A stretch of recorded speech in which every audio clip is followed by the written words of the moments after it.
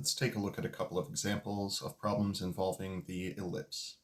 So for our first example, we are going to be given the equation of an ellipse and asked to find the vertices, the co-vertices, the foci, and the center of y plus 2 quantity squared over 25 plus x minus 1 quantity squared over 4 is equal to 1. Now with those things in mind, three things that I emphasize to my students is that if we can find three basic things for any conic section style problem, we'll be in good shape. First one is going to be a significant point. And the significant point for an ellipse is the center. And the way that we get our significant point is we take what's inside each of the sets of parentheses and interpret that appropriately. Now, in my mind, what I'm sort of doing is setting each of these equal to 0 and then solving for the corresponding value of x and of y. So for the x minus 1, that would be x is equal to 1. And for the y plus 2, that's going to be y is equal to negative 2. So for us, our center is going to be the ordered pair 1, negative 2. Next up will be the orientation. The orientation for an ellipse is either a vertical major axis or a horizontal major axis. And for that, we're going to take a look at the denominators that we see in these cases. Whichever one is the larger denominator, the numerator is going to indicate the orientation.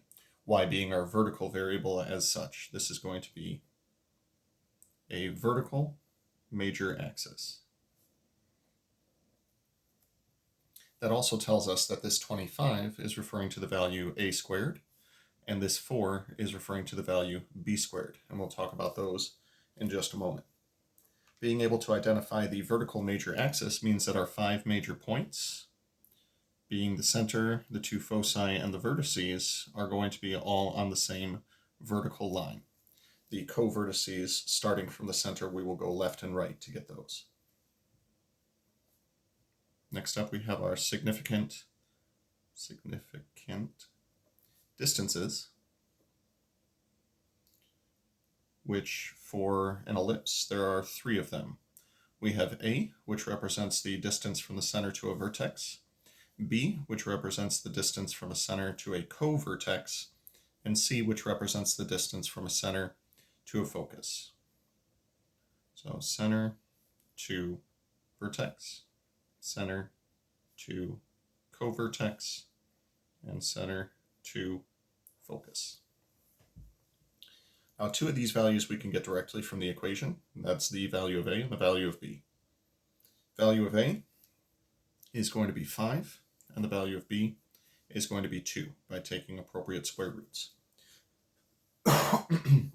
Excuse me, because these are distances, we don't need to worry about a plus or minus sign, we just leave them as is. Now to get our value for C, we're going to use the Pythagorean theorem for ellipses. Pythagorean theorem states that for an ellipse, A has to be the largest, therefore A squared is equal to B squared plus C squared. We'll plug in the 2 values that we know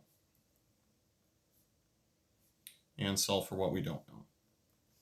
Simplifying the 5 squared to 25 and the 2 squared to 4, we can isolate the c squared by subtracting 4 from both sides and getting that c squared is equal to 21. As such, c is going to be equal to 21. Once you have these 3 things, you can do whatever you want to do with these sorts of problems. Now, with that in mind, let's go back and reread the original problem and say what were we actually asked to find here. For the center, we'll start there since we've already found the center. The center is going to be at 1, negative 2,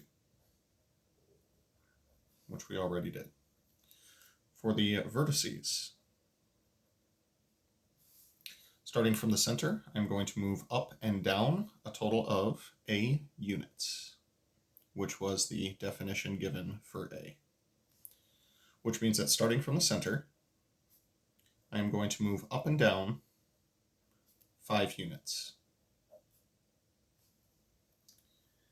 As such, the 2 vertices in this case will be 1, negative 2 plus 5, which will be 1, 3,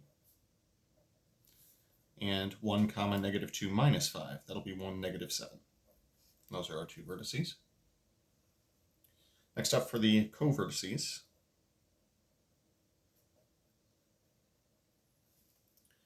Now again, the co-vertices, starting at the center, to get to the co-vertices, we go left and right to get those other 2 points that are on here. Now, since we're going left or right, we're going to be adding and subtracting from the x-coordinate a total of b units. So this will be 1 plus or minus 2, comma, negative 2. If we do 1 plus 2, we'll get a co-vertex at 3, negative 2. And if we do 1 minus 2, we'll get negative 1, negative 2. Now, for the record, if I were graphing this ellipse, I would start by graphing these 4 points and sort of connecting them in such a fashion. And finally, the 2 foci. Starting from the center, I'm going to move up and down a total of c units, since that's the definition of c. So because we're moving up and down, the x-coordinate does not change, but the y-coordinate will change. The value of c was the square root of 21. Now there's really not a whole lot of simplifying to do here. These are not like radicals, so we don't try to simplify them. But if we wanted to write them separately, we could do so in the following fashion. This would be 1, comma, negative 2 plus the square root of 21, and 1, comma, negative 2 minus the square root of 21. And that would be our vertices, co-vertices, foci, and center.